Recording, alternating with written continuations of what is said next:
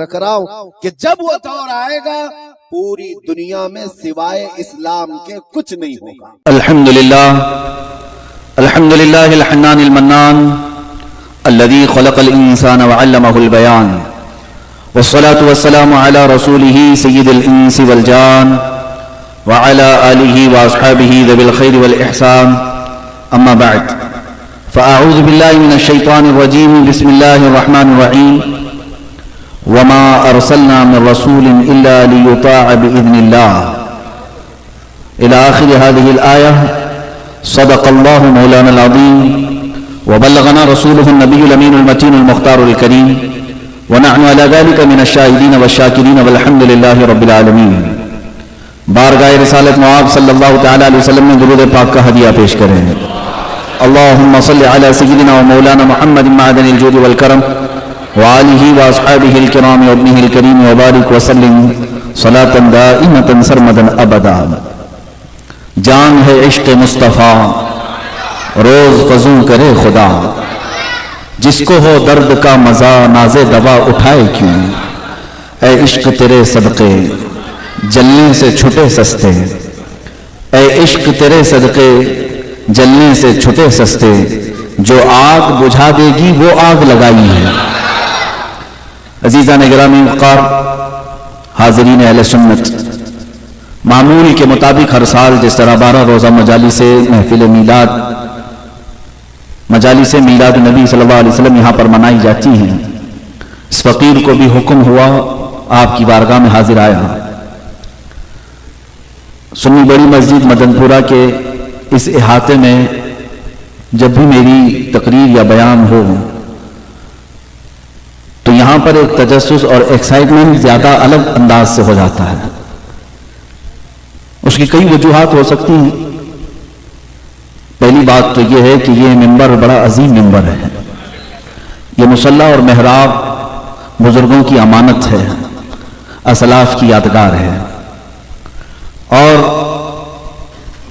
انتظامیہ سنی بڑی مسجد اراکین ان کی محبتیں اور اہل محلہ کی محبتیں جنہوں نے مجھے مدعو کیا، اس پر سب سے بڑی بات یہ ہے، میں اپنی گفتگو کو آغاز کرنے سے قبل یہ بات ضرور بتانا چاہوں گا۔ جس منبر پر میں آج آپ سے خطاب کرنے کے لیے بیٹھا ہوں، یہ در حقیقت منبر میرے مربی، میرے مشفق استاذ گرامی، استاذ الاساتذہ فخر الاماثل حضرت العلامہ مفتی زبیر احمد صاحب قبلہ ادام اللہ اقبالہ کا منبر ہے۔ ان کی یہ ذرہ نوازی ہے کہ انہوں نے مجھے یہاں پر بولنے کا موقع دیا ہے، اور میں ان لوگوں کو بھی آج یہاں سے خطاب پہنچانا چاہوں گا جو لوگ حسد اور جلن کی آگ میں نہ جانے کیا کیا منصوبے بنا جاتے ہیں اور کس کے درمیان اختلافات پیدا کر دیتے ہیں، کتنے لوگوں کے بیچ دیوار کھڑی کرنے کی کوششیں کرتے ہیں۔ لیکن ایک بات یاد رکھیں، اللہ مقلب القلوب ہے، وہ دلوں کو پھیرنے والا ہے۔ جن لوگوں کو اللہ جوڑ رکھتا ہے پوری دنیا انہیں توڑ نہیں سکتی۔ عزیزان گرامی، جن لوگوں کو اس طرح کے خدشے ہیں، جلن ہے، حسد ہے، ان کا علاج سوائے موت کے کچھ بھی نہیں۔ موت تک کچھ لوگ حسد اور جلن کے شکار رہیں گے۔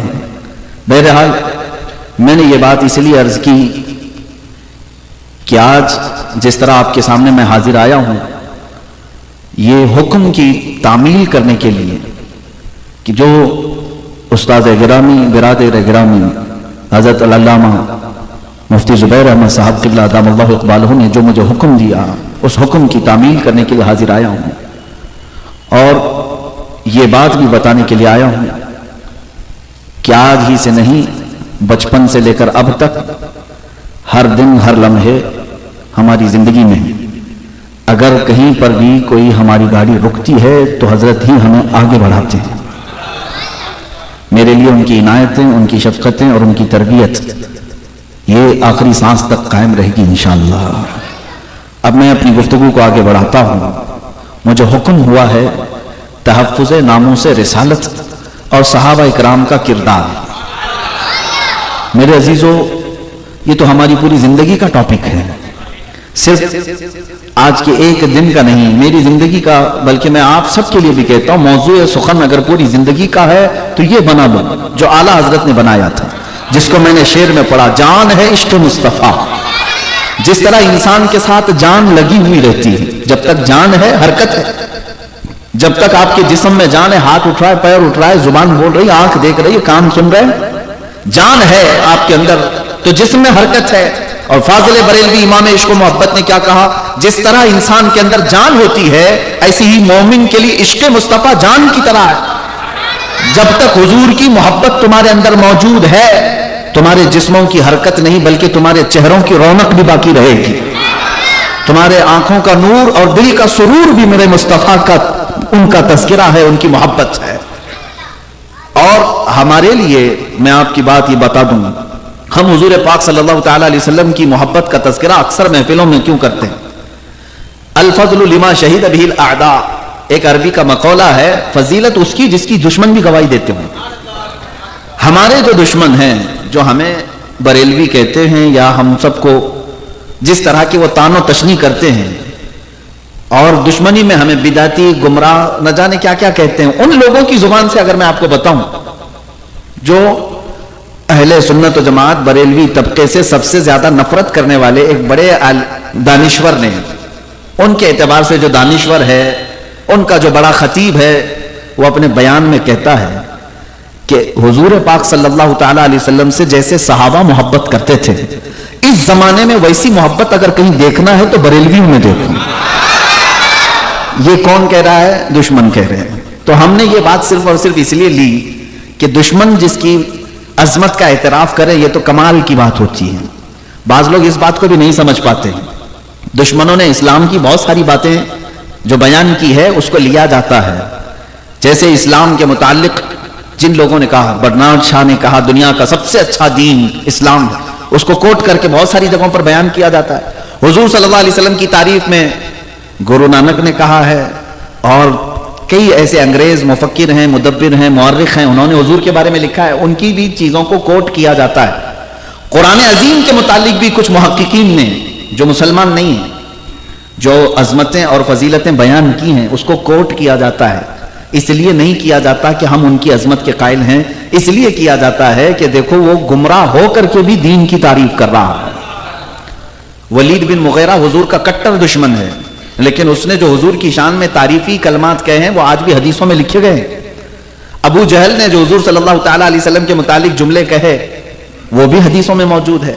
تو یہاں ایک بات میں یہ عرض کروں کہ اگر میں نے کسی گمراہ، بددین، کافر اور مشرک کا کوئی قول نقل کیا ہے میرے آقا کی عظمت بیان کرنے، قرآن کی عظمت یا اسلام کی عظمت بیان کرنے کے لیے، تو اس کا مطلب یہ نہیں کہ میں اس کے عقیدے سے متفق ہوں، بلکہ اس لیے کہ عربی کا مقولہ ہے الفضل لما شہید به الاعداء، فضیلت اس کی ہے جس کی دشمن بھی گواہی دیتے ہیں۔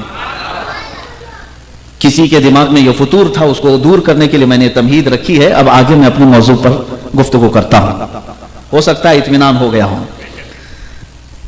میں جو بات عرض کر رہا تھا، حضور پاک صلی اللہ تعالی علیہ وسلم کی محبت کا تذکرہ آج کے زمانے میں بھی اگر آپ دیکھیں، پوری دنیا میں سب سے زیادہ جو قوم کرتی ہے اسی کو بریلوی کہتے ہیں۔ اگرچہ بریلی شہر کے رہنے والے نہیں ہیں، لیکن منسوب اس شہر سے ہو جاتے ہیں۔ کیوں؟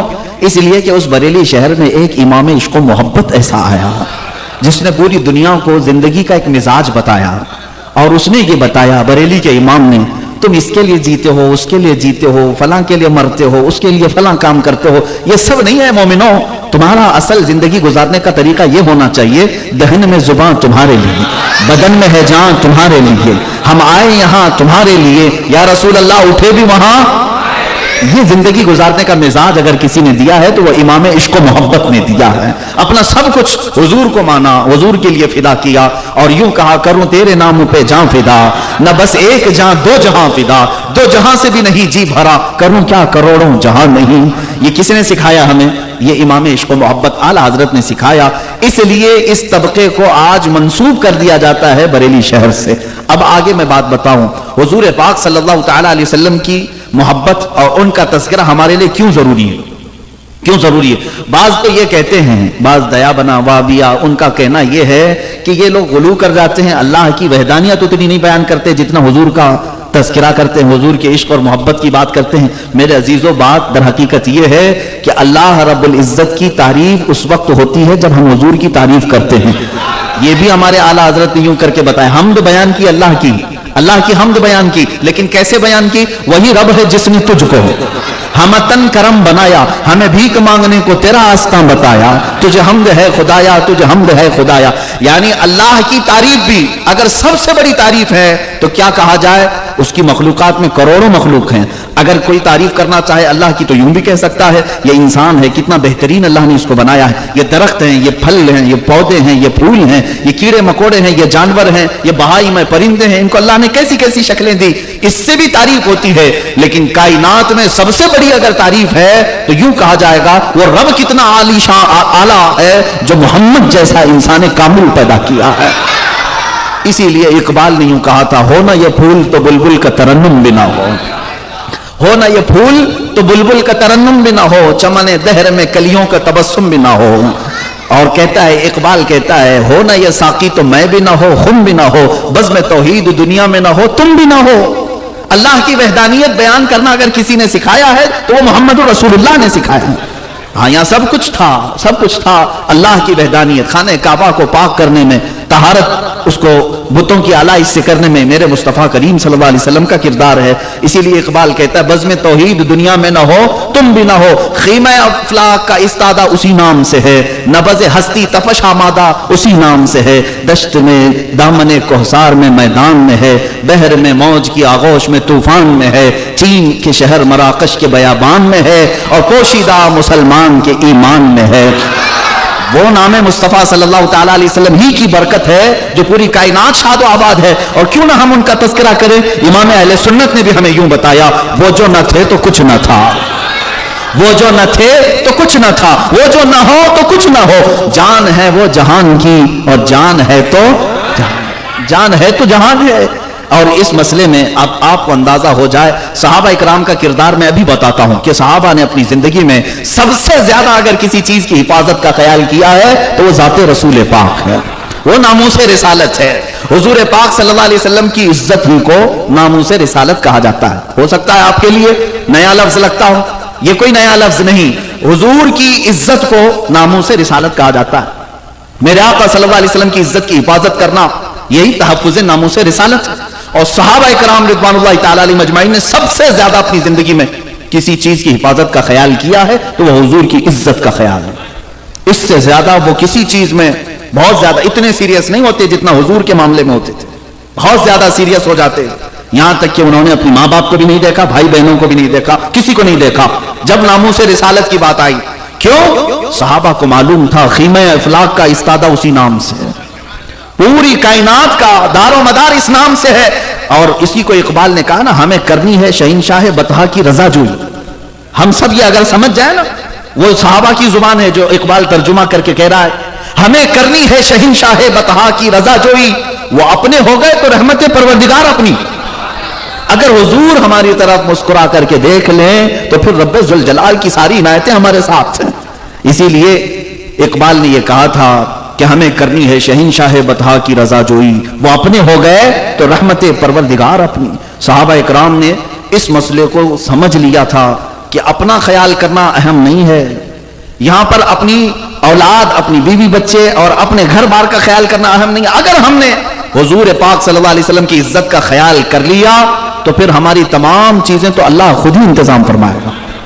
اس کا وعدہ ہے، ان تنصر اللہ ینصرکم، اگر تم اللہ کے دین کی مدد میں لگے ہو۔ اس سے مراد کیا ہے؟ رسول پاک صلی اللہ علیہ وسلم کی عزت ہی ہے، پورا دین یہی ہے جس کو اقبال یوں کہتا ہے، بمصطفیٰ برساں خیش کے دین ہماؤست، اپنے آپ کو حضور کے قدموں تک پہنچا دو، یہی دین ہے۔ دین کس کا نام ہے؟ حضور پاک صلی اللہ علیہ وسلم کے قدموں تک اپنے آپ کو پہنچا دو۔ اگر بؤن لسیدی تمام بول حدیث، اور اقبال نے یہ بھی کہا اگر تم وہاں تک نہیں پہنچ سکے تو پھر پوری زندگی ابو لہب کی طرح ہے، تمہاری زندگی ابو لہب کی طرح ہے کہ قریب بھی رہا لیکن ایمان نہیں لا سکا۔ میرے عزیزو مسلمانوں، اس بات کو سمجھ لینا، جو لوگ دنیا میں ہیلے بہانے کرتے ہیں، ابھی ہمارے ساتھ حالات بڑے خراب ہیں، ہم کہاں ابھی ناموس رسالت کی بات کریں۔ تو پھر یاد رکھنا کہ تمہاری عزتیں بھی خطرے میں ہے، تمہارا ایمان بھی خطرے میں ہے. تمہاری عزتیں تو جائیں گی ہی جائیں گی، لیکن ایمان بھی جانے کا ڈر ہے، اندیشہ ہے. اس لیے میں وہ قول یاد کرتا ہوں تو یعنی رونگٹے کھڑے ہو جاتے ہیں. علامہ جلال الدین رومی رحمۃ اللہ علیہ فرماتے ہیں اگر کوئی بندہ ایسا ہے جو دن میں 1,00,000 مرتبہ درود پڑھتا ہو، پہلی بات تو اتنا کوئی ہوگا نہیں، اور اگر پڑھتا ہو کوئی تو کمال کا بندہ ہوگا جو حضور پاک صلی اللہ علیہ وسلم پر دن میں 1,00,000 مرتبہ درود پڑھتا ہو. کتنے بڑے کمال کا بندہ ہوگا، کتنی بزرگی کو پہنچا ہوگا. لیکن فرماتے ہیں 1,00,000 مرتبہ دن میں درود پڑھنے والا ہے، لیکن اگر زندگی میں کبھی حضور کی کوئی توہین کیا اور یہ خاموش رہتا ہے تو یہ لاکھوں درود اس کے منہ پر مارے جائیں گے، لاکھوں درود اس کے منہ پر مارے جائیں گے، کسی کام کے نہیں. محبت رسول کا مطلب صرف تسبیح گھمانا نہیں ہے، صرف حضور پاک صلی اللہ تعالی علیہ وسلم کے لیے بیٹھ کر کے سیف جگہ پر نعرے لگانا ہی نہیں ہے. یہ شہادت گہے الفت میں ہے قدم رکھنا. لوگ آسان سمجھتے ہیں مسلمان ہونا. میرے عزیزو، یہ دین ہمارے تک جو آیا ہے وہ پھولوں کی سیج پر سج کر نہیں آیا. یہ دین حضور پاک کی عزت کو بچانے کے لیے جن لوگوں نے اپنی جانیں داؤ پر لگائی، وہ مکہ کی گلیاں آج تک گواہ ہیں جہاں بلال حبشی کو کھینچا جاتا تھا، جہاں خباب اور خبیب جیسے صحابہ کو سولی پر چڑھایا گیا تھا، سیدہ سمیہ کو شرمگاہ پر نیزہ مار کر کے شہید کیا گیا تھا صرف نام مصطفیٰ کی وجہ سے. وہ کیا کام کرتے تھے؟ صرف حضور پاک کی محبت. ان لوگوں نے جانیں دے دی. آپ سب کو اگر تفصیل میں لے جاؤں تو بڑی لمبی ایک گفتگو ہو جائے گی. تحفظ ناموس رسالت کے لیے صحابہ کا کردار کیا تھا. میرے عزیزوں، پورا صحابہ کا کردار اگر دیکھیں، ان کی ساری جنگیں، ساری جہاد، سارے غزوات نام مصطفیٰ کی حفاظت کے لیے ہی تو تھے. جس نے اگر حضور پاک صلی اللہ علیہ وسلم کی طرف انگلی بھی اٹھائی تو اس کا کیا حشر کیا انہوں نے. اب آپ کو میں بتاؤں آج ہم سب کو کتنا سیریس ہونا چاہیے. میں آپ سب کو یہ چیز وصیت اور نصیحت کے طور پر دے جاتا ہوں. ہمارے بچے بھی ہیں، جوان بھی ہیں، بوڑھے بھی ہیں. امن کا پیغام یقیناً اسلام دیتا ہے، اور ہم جو ہے امن، اخوت، بھائی چارگی کا پیغام دیتے دیتے بوڑھے بھی ہو جاتے ہیں. ہماری اکثر تقریریں بھی ہوتی ہیں، لیکن ایک بات یاد رکھنا، تم ہر چیز کو کمپرومائز کر لینا. معاف کرنا ہو تو معاف کر دینا. کبھی تمہارے ساتھ زیادتی ہوئی ہے، کسی نے ذاتی طور پر تمہیں دھچکا لگایا، معاف کر سکتے ہو کر دو. کسی نے تمہارا مال ہڑپ لیا، کسی نے تمہارے بیوی بچے ماں باپ کسی کے ساتھ کچھ کیا ہے، درگزر کر سکتے ہو تو کر لو. ہاں کمپرومائز کیا جا سکتا ہے، لیکن یاد رکھنا ایک بات میں کبھی کمپرومائز نہیں ہو سکتا، وہ ہے حضور کی عزت کا معاملہ. رسول پاک صلی اللہ علیہ وسلم کی عزت کے معاملے میں کچھ لوگ آج یوں بھی کہہ دیتے ہیں حضور تو بہتوں کو معاف کرتے تھے، تم کیوں نہیں معاف کرتے؟ ظالموں، یہ حضور کا حق تھا، وہ جسے چاہے معاف کریں. یہ امت کو حق نہیں دیا گیا ہے، امت کو یہ اختیار نہیں دیا گیا ہے کہ تم حضور کی طرف سے خود بھی معاف کرتے پھرو. نہیں، ہمارے لیے یہ ہے کہ ہم جو ہے ایک ہی چیز اپنے بزرگوں سے سیکھیں ہیں. ہماری تقریریں ہیں آج کل ہماری امیج بڑی خراب کر کے پیش کی گئی ہے. میں اپنے بارے میں کہتا ہوں الحمدللہ ہزاروں چاہنے والے محبت کے ساتھ ہمارا استقبال کرتے ہیں، اللہ انہیں جزا عطا کرے. لیکن میں جانتا ہوں کچھ وہ حاسدین اور کچھ مشرکین اور کچھ عناد میں ڈوبے ہوئے لوگ یہاں تک کی باتیں کرتے ہیں، ارے اس کو بلائیں گے فلاں ہو جائے گا اور حکومت پکڑ لے گی، سی بی آئی ریڈ مارے گی، فلاں فلاں فلاں چیزیں، اس طرح کی باتیں پھیلا کر کے رکھے ہوئے ہیں. میں آپ کو بتاتا ہوں اصلاحی تقاریر بھی ہماری بہت ساری ہیں، سن لیں. بہت دنوں تک ہم نے ہر چیز کے بارے میں گفتگو کی ہے برائیوں کے خاتمے کے لیے، لیکن ایک چیز ہم نے بزرگوں سے سیکھی بھی ہے اور سنی بھی ہے، نہایت نرم رہنا، مسکراتے رہنا، نہایت نرم رہنا. یہی اخلاق مصطفیٰ ہے. نرم لہجے میں گفتگو کرو، نرمی سے بات کرو، لوگوں کے ساتھ محبت سے پیش آؤ. ہم اس طرح کا عمل کرنے کی کوشش کرتے ہیں، لیکن ایک چیز ہمیں وراثت میں ملی ہے، جب حضور پاک صلی اللہ تعالی علیہ وسلم کی شان میں کوئی گستاخی کرے تو نہ دماغ ٹھنڈا رکھو، نہ دل نرم رکھو، نہ زبان میٹھی رکھو. تین ہی چیزیں ہوتی ہیں، دماغ، دل اور زبان. بزرگوں نے فرمایا گستاخ رسول کے لیے، میرے مصطفیٰ کریم صلی اللہ علیہ وسلم کی توہین کرنے والے کے لیے نہ دماغ ٹھنڈا رہے گا، نہ دل نرم رہے گا، نہ زبان میٹھی رہے گی. اور یہ میرا اپنا نہیں ہے، یہ مذہب صحابہ سے ملا ہوا ہے. آؤ میں تمہیں دلیل کے طور پر بتاؤں. حضور پاک صلی اللہ تعالی علیہ وسلم کی بارگاہ میں ایک قاصد آیا، عروہ بن مسعود ثقفی. اس کو دشمنوں نے بھیجا تھا، جاؤ محمد عربی صلی اللہ علیہ وسلم نے کتنا ساز و سامان جمع کیا، جاؤ ہتھیار کتنے ہیں دیکھ کر کیا. وہ آیا، صحابہ حضور کے ساتھ کھڑے تھے، اور عروہ بن مسعود نے جو معاملہ وہاں دیکھا اس میں سے کیا تھا، اس نے یہی دیکھا کہ حضور جب وضو کرتے ہیں تو سارے صحابہ اپنے دامن پھیلا دیتے ہیں، کوئی ہاتھ آگے کیا ہوا ہے، یہاں تک کہ حضور پاک کلی بھی کرتے ہیں تو وہ اپنے ہاتھوں میں لے کر اپنے چہرے پر من لیتے ہیں۔ حضور پاک صلی اللہ علیہ وسلم کے وضو کا ایک قطرہ بھی صحابہ نے نیچے نہیں گرنے دی، نام تو بہت دور، بہت بڑی بات ہے۔ حضور پاک کا غسالہ جو وضو کا ہے صحابہ وہ زمین پر نہیں گرنے دیتے تھے، اس کو اٹھا لیتے۔ عروہ بن مسعود نے جا کر کے اپنے گھرو گھنٹالوں سے کہا تھا محمد پاک صلی اللہ تعالیٰ علیہ وسلم نے ایسے فرزانے جمع کیے ہیں کہ ان کے کھکار کا تھوک بھی وہ نیچے گرنے نہیں دیتے، ان کا خون کہاں سے گرنے دیں گے ان کے پاس جو فوج ہے۔ لیکن ایک معاملہ پیش آیا تھا وہاں پر، عرب والے جب بات کرتے تھے تو یوں داڑھی پکڑ کر کے کبھی بات کرتے، داڑھی پر ہاتھ لگا کر کے بات کرتے۔ عروہ بن مسعود جب آیا قاصد بن کر کے حضور پاک صلی اللہ تعالیٰ علیہ وسلم سے بات کرتے کرتے حضور کی داڑھی کی طرف ہاتھ لگا رہا تھا، حضرت ابوبکر صدیق موجود تھے، بغل میں ہی تھے۔ آپ نے جیسے ہی دیکھا اس کے ہاتھ کو جھٹک دیا، نیچے کر دیا۔ اس نے کہا ابوبکر یہ کیا کر رہے ہو؟ کہا خبردار ہاتھ اٹھا کے مت بات کرنا۔ اس نے دوبارہ حضور کی طرف داڑھی کی طرف ہاتھ لگا کر کے بات کرنا چاہا۔ صدیق اکبر نے دوسری بار جھٹکا دے کر کے اس کے ہاتھ کو نیچے کیا اور جلال نے اس کو سخت الفاظ میں کہا، سخت الفاظ میں کہا اگر اس کے بعد تیرا ہاتھ اٹھا تو تیرے مونڈھے سے یہ ہاتھ الگ ہو جائے گا، وہ ہاتھ میں برداشت نہیں کروں گا جو میرے نبی کی طرف اٹھ کر کے بات کرے۔ اور اس کے بعد اس نے کہا یہ تو ہمارے عرب کا دستور ہے، عرب کا دستور ہے، ہم اس طرح سے بات کرتے ہیں۔ حضرت ابوبکر نے کہا وہ اور ہوں گے جن کی داڑھی پر ہاتھ لگا کر بات کرتا ہے، یہ میرے اللہ کا رسول ہے، یہ رسول پاک صلی اللہ علیہ وسلم۔ یہاں بڑے بڑے صحابہ آنکھ اٹھا کر بات نہیں کرتے تو ہاتھ اٹھا کر کیسے بات کرے؟ میرے عزیزو، صحابہ اکرام رضوان اللہ تعالی علیہ مجمعین نے ان تمام چیزوں کا بھی خیال رکھا ہے۔ کسی دشمن کو وہاں تک پہنچنے دینا تو بہت دور کی بات ہے۔ تحفظ ناموس رسالت جس کو آج کہہ رہے ہیں ہم، یہ آسان لفظ ہے بولنے میں، عمل کرنا اتنا ہی دشوار ہے۔ میں سمجھتا ہوں زندگی کا سب سے کٹھن امتحان تحفظ ناموس رسالت پر چل کے دکھاؤ، سب سے کٹھن امتحان ہے۔ پوری دنیا تمہاری مخالف ہو جائے گی، پوری دنیا تمہاری دشمن بن جاتی ہے، اس لیے کہ یہ لفظ کوئی جلدی برداشت نہیں کر پاتا۔ حضور پاک کی عزت کی بات کرنے والا دنیا کو زیر و زبر کر دیتا ہے، دنیا کو پتا ہے۔ اسی لیے تو اقبال نے کہا تھا یہ فاقہ کش موت سے ڈرتا نہیں ذرا، روح محمدی اس کے بدن سے نکال دو۔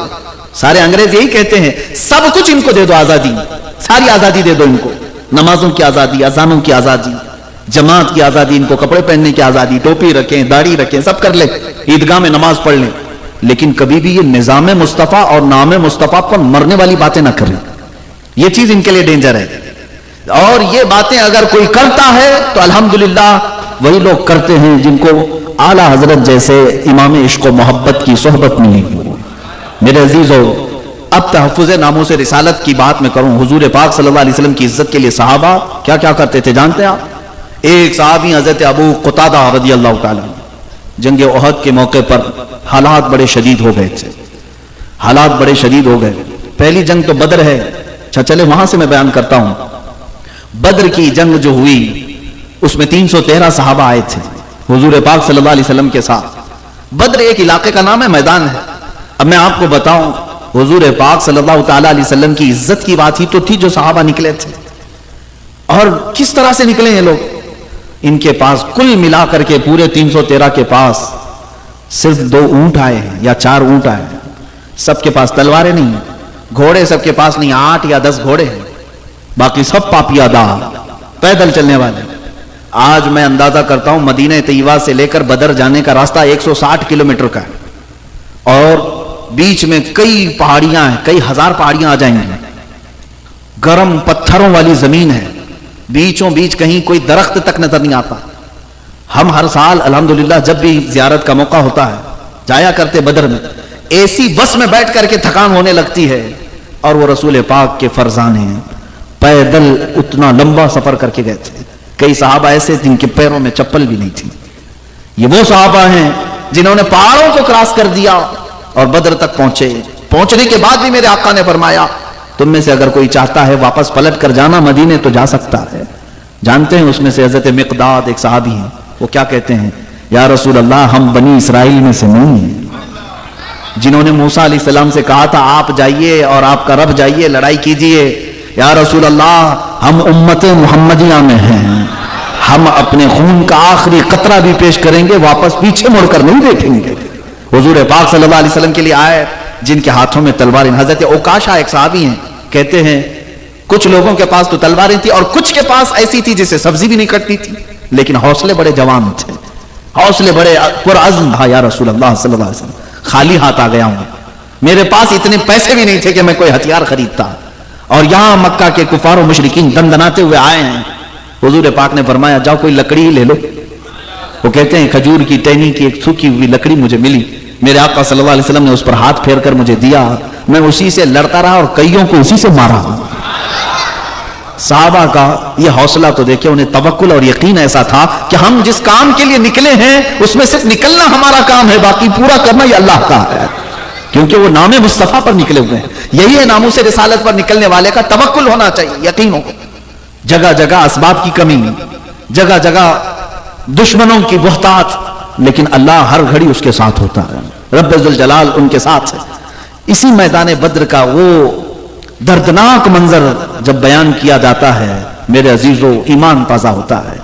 دو چھوٹے بچے حضور کی بارگاہ میں آئے, کہا یا رسول اللہ ہمیں بھی لڑنے کی اجازت دی جائے. میرے آقا نے فرمایا نہیں, بچوں پر جہاد نہیں, تم اپنے گھر رہو. وہ سب دونوں بچے ضد کرنے لگے. 12-13 سال کے تھے یا 15 سال سے کم کی عمر کے تھے.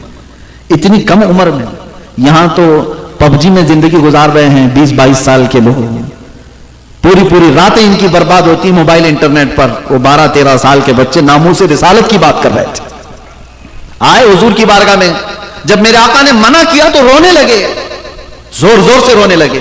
اور میرے آقا صلی اللہ علیہ وسلم کی ایک عادت کریمہ کی کسی کا رونا حضور کو برداشت نہیں ہوتا تھا. آپ نے فرمایا جاؤ صفوں میں کھڑے ہو جاؤ. وہ صفوں میں کھڑے ہو گئے, کندھے سے کندھا نہیں مل رہا تھا, پتھر اٹھا لائے اس پر کھڑے ہو گئے, اور صحابہ سے ملایا, شانے سے شانہ مل گیا, جانے کا بہانہ مل گیا. حضور پاک صلی اللہ علیہ وسلم نے فرمایا ٹھیک ہے, ان کے جذبے کو دیکھ کر اجازت دی جائے. اب میں آپ کو بتاؤں, 313 صحابہ ایک طرف, پورے صحابہ میدان بدر میں. معاذ اور معوذ رضی اللہ عنہ, افرا نام کے جو مدینہ طیبہ کے رہنے والے, ان کے یہ دونوں بیٹے تھے, کسان کے بیٹے تھے.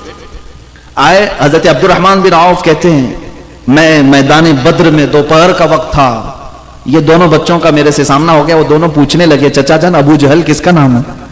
وہ جانتے تک نہیں تھے. حضرت عبد الرحمن بن عوف کہتے ہیں تم کیا کرو گے اس کا؟ وہ دونوں کہنے لگے اس لیے کہ ہم نے سنا ہے ہمارے نبی کو گالیاں دیتا ہے. یہ ہے ناموس رسالت پر فکر کرنا, برداشت نہیں ہوتا. چچا جان بتائیں.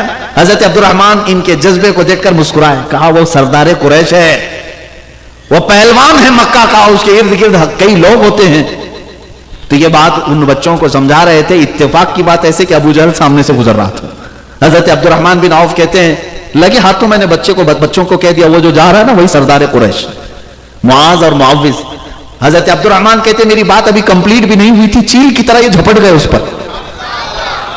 اور جس غرور اور گھمنڈ میں وہ چلتا تھا ابو جہل, اسے کبھی یہ ایکسپیکٹیشن بھی نہیں تھا کہ کوئی بچہ قریب آتا ہے. اور وہ گھوڑے پر سوار تھا. ان دونوں بچوں میں سے ایک نے اس کے ٹانگوں پر مارا گھوڑے کی, وہ نیچے زمین پر آیا, دوسرا سینے پر بیٹھ گیا, اور دونوں نے مل کر کے اس کی گردن الگ کر دی. تاریخ میں یہ موجود ہے. 313 صحابہ بدر میں تھے. اسی لیے کسی نے کیا خوب کہا, اوروں نے اگر کافروں کو مارا ہے تو ان بچوں نے پورے کفر کو مارا. عزیزان گرامی, یہ دو بچے تھے جنہوں نے حضور پاک کے گستاخ کو فنا فی النار کیا تھا, اسے واصل جہنم کیا تھا. یہ بچے کہاں پیدا ہوئے, کس گھر میں؟ یہ اس گھر میں پیدا ہوئے جہاں باپ کو محراب عبادت میں دیکھا کرتے, تو ماں سے قرآن کی لوریاں سن کر کے سویا کرتے تھے. ان کی تربیت میں ماں باپ کا عمل دخل رہا ہے, جنہوں نے ہر گھڑی ہر لمحہ اپنے بچوں کو یہ کہا تھا اے بچوں ہماری زندگی کچھ بھی نہیں, اگر حضور کی زندگی سلامت ہے تو سب سلامت ہے. ان بچوں کو مدینے کی عورتیں یہ سکھاتی تھی رات بھر کہ رسول پاک کی عزت اور ان کا نام سلامت ہے تو سمجھ لو ہم سب سلامت ہیں. اور وہیں سے یہ بچے پلے تھے. لیکن میرے عزیزو, ایسا نہیں ہے کہ ان بچوں کے ساتھ کچھ نہیں ہوا. ان میں سے ایک بچے معاذ, ان کے کندھے پر ایک کافر نے تلوار ماری, ہاتھ الگ ہو گیا لیکن بغل کی چمڑی سے لٹک رہا تھا. اس بچے نے اپنے دوسرے ہاتھ میں تلوار اٹھائی, پھر میدان میں آیا. ہماری انگلی بھی کٹے نہ تو ہم بھاگ جائیں, ناخن اکھڑ جائے تو ہم بیٹھ جائیں پٹی کرنے کے لیے. ہاتھ الگ ہوا ہے مونڈے سے اور چمڑی سے صرف لٹک رہا ہے. اور وہ کرکٹ کا گراؤنڈ نہیں ہے, فٹ بال کا گراؤنڈ نہیں ہے, میدان جنگ ہے. ہر گھڑی تلواروں کی آواز, نیزوں کی بوچھار کی آواز. یہ جذبہ آتا کہاں سے ہے؟ یہ جذبہ اسی وقت آتا ہے جب حضور پاک کی محبت میں کوئی فنا ہوتا ہے۔ میرے عزیزو، اس بچے نے دوسرے ہاتھ میں تلوار بھی اور میدان میں کودتا رہا۔ صحابہ کہتے ہیں ہم نے وہ منظر بھی دیکھا کہ اس بچے نے بار بار یہ ہاتھ لٹک کر کے سامنے آ رہا تھا تو اپنے پیر میں ہاتھ کو دبا کر کھینچ کے نکال دیا، کھینچ کے نکالا اور پھینک دیا۔ اور کیا کہا جانتے ہیں؟ مجھے اس ہاتھ کی ضرورت نہیں جو اللہ کی رضا میں خلل پیدا کر رہا ہو، میرے مصطفیٰ کے لیے لڑنے آیا ہوں، خلل پیدا کر رہا۔ یہ دونوں بچے اس میدان بدر میں شہید ہوئے، ان کو شہید کیا گیا۔ آج بھی ان کا نام وہاں پر بدر کے میدان میں جلی حرفوں سے لکھا ہوا ہے۔ لاکھوں سلام ان کی تربت پر جن پر ہم سب کی زندگیاں ان کے ناخن تک بھی نہیں پہنچ سکتی۔ یہ ہے تحفظ ناموس رسالت۔ کیا ان کے سامنے جوانی نہیں تھی؟ کیا ان کی کوئی زندگی نہیں تھی؟ وہ کسی کے بیٹے نہیں تھے؟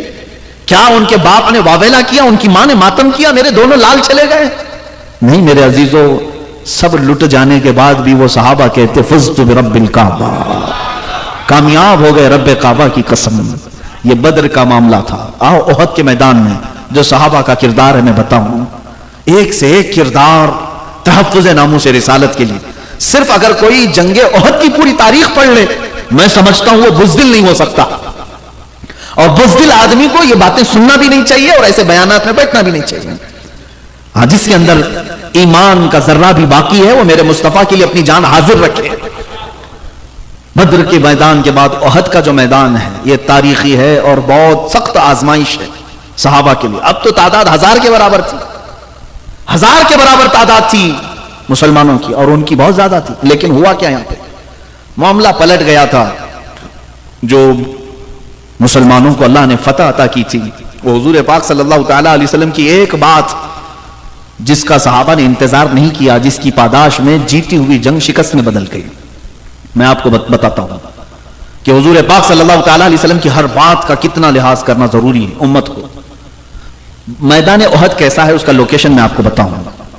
میدان احد ایسا تھا کہ مشرکین سامنے ہیں، مومنین اس طرف ہیں، اور مومنین کو حضور صلی اللہ علیہ وسلم کی طرف سے ایک چھوٹا سا ٹیلا ملا تھا، ایک پہاڑی جس کو جبل رمات کہتے ہیں۔ آج بھی وہ موجود ہے مدینے سے 5 کلومیٹر بعد احد پہاڑ کے سامنے جہاں یہ جنگ ہوئی۔ لوکیشن کے اعتبار سے حضور پاک صلی اللہ علیہ وسلم نے سب سے بہتر لوکیشن منتخب کیا تھا، کیونکہ پہاڑ کی اونچائی پر 50 تیر انداز صحابہ کو کھڑا کیا۔ تیر انداز صحابہ کو حضور نے کھڑا کیا اور کہا تھا کہ جب تک میں نہ کہوں نیچے نہیں اترنا۔ یہ لفظ پر آپ توجہ دیں، حضور نے کیا فرمایا؟ جب تک میں نہ کہوں یہاں سے نیچے نہیں آنا۔ صحابہ تیر لے کر کھڑے رہے۔ اب یہ سب سے بہترین پوائنٹ تھا مومنین کے لیے، صحابہ کے لیے۔ جب بھی کوئی مشرکین حملہ کرنے کے لیے آگے آتے یہ اوپر سے تیر برسانے لگ جاتے، اوپر جو بھی ہوتا ہے وہ فائدے میں ہے۔ تو مشرکین شکست کھا کر کے بھاگ رہے تھے، اور صحابہ اکرام نے دیکھا دوپہر سے پہلے ہی مشرکین اپنا ساز و سامان چھوڑ کر بھاگ گئے، کافی دور بھاگ گئے۔ تو یہاں جو مومنین تھے وہ سب مال غنیمت جمع کرنے لگے، جو مال بچا ہوا تھا وہ جمع کر رہے تھے۔ تو اوپر جو صحابہ کھڑے تھے تیر انداز صحابہ، ان میں سے اکثر صحابہ نے کیا کہا؟ جنگ ختم ہو گئی، چلو ہم بھی اترتے ہیں، مال غنیمت جمع کرتے ہیں۔ لیکن چند صحابہ نے کہا نہیں، انتظار کرو حضور کا حکم آنے تک۔ دیکھیں یہ صحابہ میں آپس میں اجتہادی اختلاف تھا۔ تو جن لوگوں نے اترنے کا کہا انہوں نے کہا نہیں، حضور نے جنگ ختم ہونے تک کی بات کہی تھی، اب جنگ ختم ہو گئی، دیکھو مشرکین بھاگ گئے، اب کچھ رہا نہیں، ہم اتر جاتے ہیں۔ 50 میں سے 40 صحابہ اتر گئے، مال غنیمت جمع کرنے لگے۔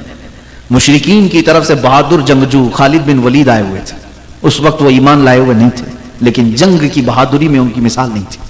انہوں نے دیکھا مین پوائنٹ یہی تھا جبل رمات، یہ جب خالی ہو گیا تو خالد بن ولید نے 200 گھوڑ سواروں کو لے کر کے پیچھے سے راؤنڈ مارتے ہوئے آیا، اور واپس پیچھے کی جانب سے یہ جو 10 اوپر کھڑے تھے ان کو پہلے مار دیا، شہید کیا۔ اور اس کے بعد اچانک جو صحابہ مال غنیمت جمع کر رہے تھے ان پر انہوں نے حملہ کر دیا۔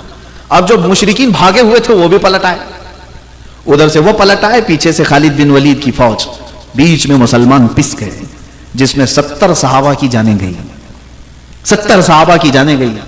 یہ احد کا معرکہ جو ہے بڑا تفصیلی ہے، میں شارٹ بیان کر رہا ہوں۔ 70 صحابہ کی جانیں گئی۔ یہی وہ جنگ ہے جس میں امیر حمزہ کا کلیجہ چبایا گیا تھا، سینہ چاک کر کے ہندا نے کلیجہ نکالا اور کچا چبایا تھا۔ یہی وہ جنگ ہے جس میں حضرت عبداللہ بن جہش صحابی رسول ہیں، جن کی انگلیاں پوری کاٹی گئی، ہونٹ کاٹے گئے، ناک کاٹی گئی، کان کاٹے گئے، دانت توڑے گئے۔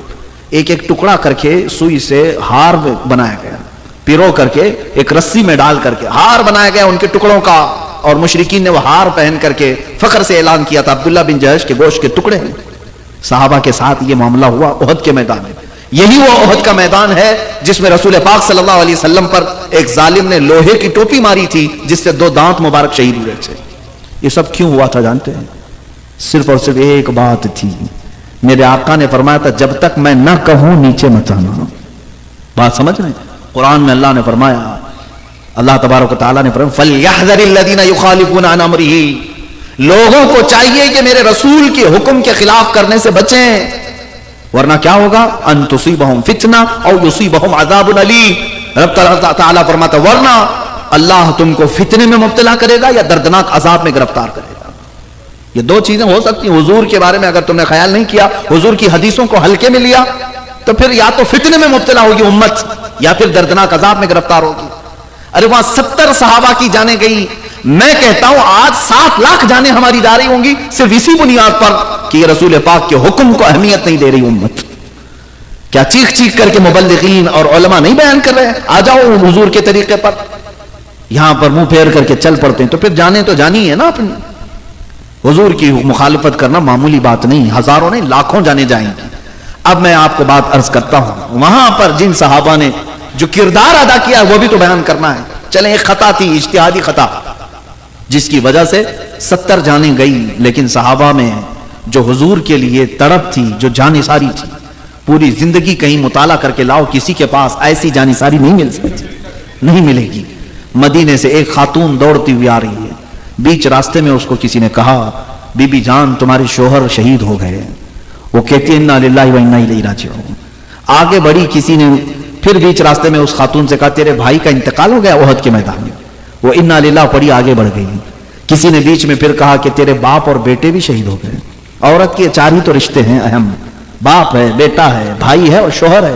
اور اس خاتون کے 4تھے آدمی نے جب یہ خبر دی کہ تیرے بھائی کا بھی انتقال ہوا، تیرے باپ کا بھی، وہ جھلا کر کے کہتی ہے اے آنے والوں سب میرے رشتہ داروں کی موت کی خبر دے رہے ہو، ذرا یہ تو بتاؤ محمد رسول اللہ سلامت ہے یا نہیں؟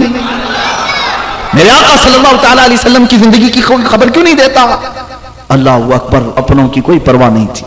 اور جس آنے والے نے یہ کہا نہیں میرے آقا سلامت ہیں، تو وہ کھل کر کے کہتی ہے اگر میرا چاند سلامت ہے تو میری پوری کائنات سلامت ہے۔ اس عرب خاتون کو تو دیکھیں، اگر رسول اللہ سلامت ہیں تو میری پوری کائنات سلامت ہے۔ وہ صحابہ کا ہی تو عقیدہ تھا جس کو بریلی کے امام نے ترجمہ کر کے یہ ہمیں بتایا تھا۔ ان کا عقیدہ تھا بیٹا گیا ہے تو نام مصطفیٰ پہ گیا، بھائی گیا ہے، باپ گیا ہے، لیکن پھر ہم ان کو یہ یقین تھا کون دیتا ہے دینے کو منہ چاہیے، دینے والا ہے سچا۔ ہاں، ان کے پاس نبی پاک صلی اللہ تعالیٰ علیہ وسلم کی ذات تھی، تو جتنا کچھ جائے میرے مصطفیٰ کریم کی بارگاہ تو وہ ہے جہاں اگر حضرت علی سو جائیں تو سورج کو پلٹایا جا سکتا ہے، تو سورج پلٹ کے آ سکتا ہے، تو رشتے کیوں نہیں مل سکتے؟ صحابہ کا عقیدہ تھا، اس لیے سب ان کے نام پر فدا کرتے تھے۔ ایک اور خاتون کی بات میں کروں، ایک اور خاتون ہے مدینے کی، میدان احد میں آئی دوڑتی ہوئی، جوان بیٹے کا انتقال ہو گیا تھا، جوان بیٹے شہید ہو گئے۔ یہ تحفظ ناموس رسالت اسی کو کہتے ہیں، سب کچھ لٹا دینا اور پھر کہنا کہ حق تو یہ ہے کہ حق ادا نہ ہوا۔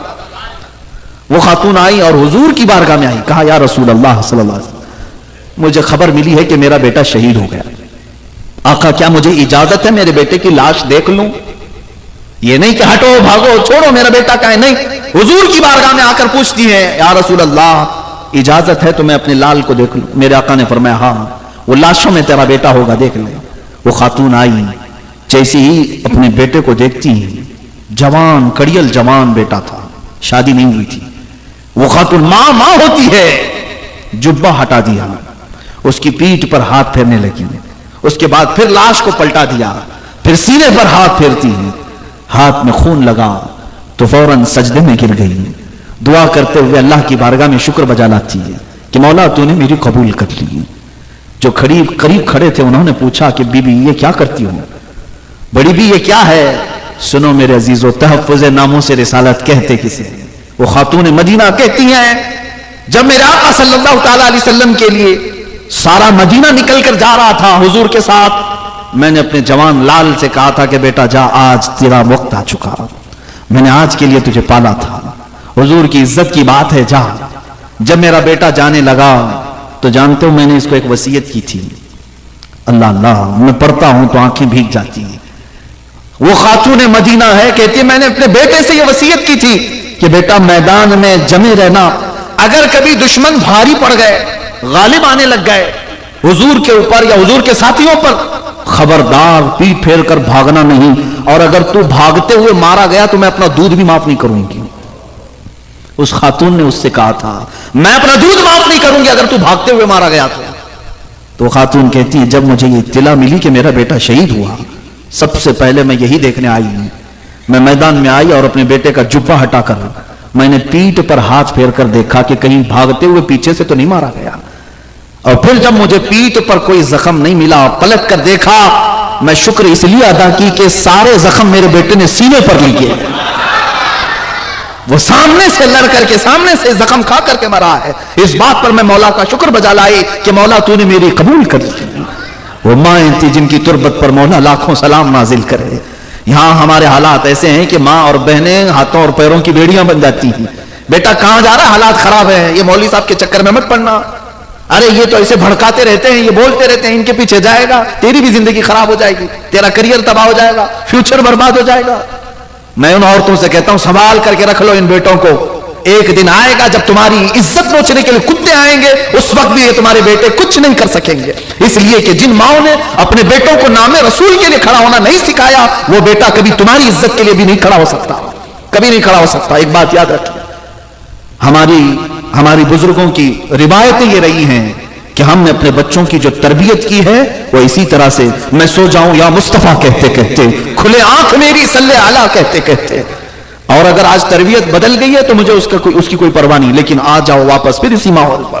بچوں کو سلانا تو بھی نام مصطفیٰ پر سلانا، اٹھانا اور جگانا تو نام مصطفیٰ پر جگانا۔ اقبال نے کیا خوب کہا، آبرو ماں زنام مصطفیٰ است، ہم سب کی عزت و آبرو حضور کے نام سے جڑی ہوئی ہے۔ کس کے نام سے؟ حضور کے نام سے جڑی ہوئی ہے۔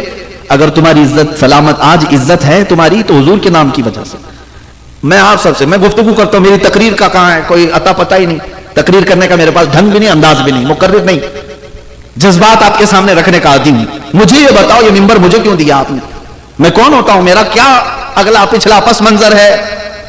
یہ ممبر یا بڑے سے بڑے ممبر پر اگر یہ مومنین اٹھا کر مجھے بٹھاتے ہیں تو صرف اس بات پر کہ یہ مصطفیٰ کی بات کرتا ہے، باقی کچھ نہیں۔ ہماری عزتیں حضور کے نام سے جڑی ہوئی ہیں۔ حضرت عمر فاروق رضی اللہ تعالیٰ عنہ کو جب لوگوں نے امیر المومنین کے نام سے پکارا، نعرہ لگایا گیا نا امیر المومنین، تو آپ کے آنکھوں سے آنسو نکل آئے۔ لوگوں کو جمع کر کے کہا اے لوگوں میں بتاتا ہوں، میں خطاب کا بیٹا عمر ہوں۔ ان کے باپ کا نام خطاب، کہتے ہیں بچپن میں 2 بکریاں نہیں سنبھال پاتا تھا، لائن میں نہیں لگا پاتا، میرا باپ مجھے بار بار مارتا تھا، میں بہت مار کھایا اپنے باپ سے، لیکن آج 36 لاکھ اسکوائر کلومیٹر پر تنہا عمر کی حکومت ہے، جس میں مصر بھی تھا، ایران بھی تھا، یمن بھی تھا، عراق بھی تھا، فلسطین بھی تھا، پورا عرب نجد و حجاز بھی تھا، تنہا حضرت عمر فاروق کی نگرانی میں تھا۔ حضرت عمر کہتے ہیں بچپن میں جس کو 2 بکریاں سنبھالنی نہیں آتی، آج وہ 36 لاکھ اسکوائر کلومیٹر پر تنہا حکومت کرتا ہے۔ اے لوگوں، یہ خطاب کا بیٹا عمر ہونے کی وجہ سے نہیں، محمد کا غلام عمر ہونے کی وجہ سے ہے صلی اللہ تعالی علیہ وسلم۔ رسول پاک کے قدموں سے وابستہ ہوا تو یہ ساری عزتیں ہماری ہیں۔ لوگوں نے مجھے امیر المومنین کہنا شروع کیا۔ لوگوں، صرف نام عمر ہے، عمر نام ہونے سے ہر کوئی فاروق نہیں بنتا۔ ابو جہل کا بھی نام عمر تھا، لیکن بات یہ ہے کہ عمر ہو تو قدموں پہ نچھاور ہو۔ اور ان صحابہ کو دیکھیں، میرے آقا کی نسبت ہی تو ہے حضور کے لیے۔ وہ جب جان دینے کی بات کرتے تھے تو مولا نے کہاں کس اوج پر پہنچایا، ایک عرب نے آدمی کا بول بالا کر دیا، خاک کے ذروں کو ہمدوش ثریا کر دیا، خود نہ تھے جو راہ پر اوروں کے ہادی بن گئے، کیا نظر تھی جس نے کہ مردوں کو مسیحا کر دیا۔ میرے آقا صلی اللہ تعالیٰ علیہ وسلم کی عنایتوں نے انہیں کہاں پہنچایا۔ عزیزان گرامی، ان خواتین کی بات میں کر رہا تھا جو اپنے لال اور اپنے بیٹوں کی شہادت پر بھی ماتم نہیں کرتی، بلکہ یوں کہتی مولا میری زندگی وصول ہو گئی، میرا بیٹا تیرے حبیب کے نام پر کام آ گیا۔ آج گھروں میں بزدلی کو ختم کریں۔ میں یہ نہیں کہتا کہ ہر کسی کو مرنے مارنے کے لیے بھیج دیں، میرے عزیزو، اسلام یہ بھی سکھاتا ہے۔ میرے آقا صلی اللہ علیہ وسلم نے فرمایا لا تتمنوا لقاء عدوکم، تم دشمن سے مڈبھیڑ اور جنگ کرنے کی تمنا مت کرنا کہ ابھی جنگ ہو جائے ابھی ماریں گے، یہ تمنا بھی مت رکھنا. جنگوں میں سوائے نقصان کے کیا ہوتا ہے؟ نقصان بہت ہوتا ہے. لیکن میرے آقا صلی اللہ علیہ وسلم نے فرمایا جنگ کی تمنا مت کرنا، لیکن اگر تمہارے سروں پر کوئی مسلط کر دیا تو پھر قدم بھی پیچھے نہ ہٹانا. یہ ہمارا ہے فریضہ، یہ ہے کہ ہم اس وقت تک بات نہیں کرتے. دیکھیں آج ہمارا کیا کیا نہیں چھین لیا گیا. سب تو ہماری مسجدیں پامال ہو رہی ہیں. روز ایک مسجد کی شہادت کی خبر آتی ہے. تقریباً مسجدوں کو انہوں نے ایسا کھلواڑ بنا دیا کہ راتوں رات پورے کے پورے لوگ مل کر کے اس کو مسمار کرتے ہیں. یہ حالات چل رہے ہیں. اور مسلمان کی جان اتنی سستی پڑ گئی آج کہ ان کو جانوروں سے بھی زیادہ دردناک موت کے ساتھ مار دیا جاتا ہے. یہ آج کے حالات ہیں. کشمیر جا کر دیکھیں، آسام میں دیکھیں، یہ سب کیا ہو رہا ہے. ہم نے کہاں آوازیں اٹھائی ہیں؟ ہمیں پتا ہے یہ سب ہم مرنے کے انتظار میں باری لگی ہوئی ہے سب کی. میرے عزیزوں سب کچھ چھینا گیا ہے. مسجدیں، خانقاہیں، مزارات، مسلمانوں کی جانیں. اب ہماری بچیاں بھی محفوظ نہیں رہی. لڑکیوں کو اٹھا کر کے لے جاؤ، مرتد بنا کر کے انہیں نکاح کرو، 4-6 مہینے کے بعد انہیں پھر پھینک دو. یہ بھی چل رہا ہے. ہماری بچیوں کو اٹھا کر کے لے جانا، قتل کر دینا، کتنے واقعات دیکھنے کو مل رہے. پھر کسی غریب مزدور کو کہیں پکڑ کر کے موب لنچنگ کرنا. یہ سب حالات ہم دیکھ رہے ہیں. ہمیں پتا ہے ہم کس قسم پرسی کے عالم میں گزر رہے ہیں. لیکن ان سب کا جو اصل سبب ہے وہ ایک ہی ہے. ان کے جو ہم غلام تھے خلق کے پیشوا رہے ہیں. ان کے جو ہم غلام تھے خلق کے پیشوا رہے، ان سے پھرے جہاں پھرا پھر آئی کمی وقار میں. یہ جو سبب ہے نا حضور سے پھرنے کی وجہ ہے. حضور سے جب جب منہ پھیرو گے یہ حالات ہوں گے. کتوں کو ہمارے اوپر مسلط کر دیا جائے گا. وہ نوچتے ہوئے بھونکتے ہوئے تمہارے سب کے چتڑے اڑائیں گے. یہ آج حالات اسی وجہ سے. اور ظالموں کو سروں پر اس لیے بھی مسلط کیا جاتا ہے کہ تم سیدھے راستے پر آ جاؤ. جب بکریاں بہک جاتی ہیں تو کتے انہیں بھونک بھونک کر کے راستے پر لاتے ہیں. آج تمہارے اوپر بھی اسی طرح کے حالات آئے. اب ہونا یہ چاہیے کہ ہوش کے ناخن لیں اور اصل زندگی کا مقصد سمجھ لیں. مسلمانوں کی زندگی کا مقصد اور سبب یہی ہے جو تاج شریعہ بدر طریقہ رحمۃ اللہ تعالی علیہ نے اپنے کلام میں فرمایا، زندگی یہ نہیں کسی کی کسی کے لیے، زندگی ہے نبی کی نبی کے لیے. نہ سمجھ مرتے ہیں زندگی کے لیے، ارے جینا مرنا ہے سب کچھ نبی کے لیے. یہ سمجھ جاؤ حضور پاک صلی اللہ تعالی علیہ وسلم کے لیے تمہیں امانت کے طور پر یہ سب چیزیں دی گئی. اس دن پھر تم عزت کو بھی پالو گے. ہاں اب حالات جو صحابہ کے ہوئے ہیں وہ وقتی طور پر ہوئے.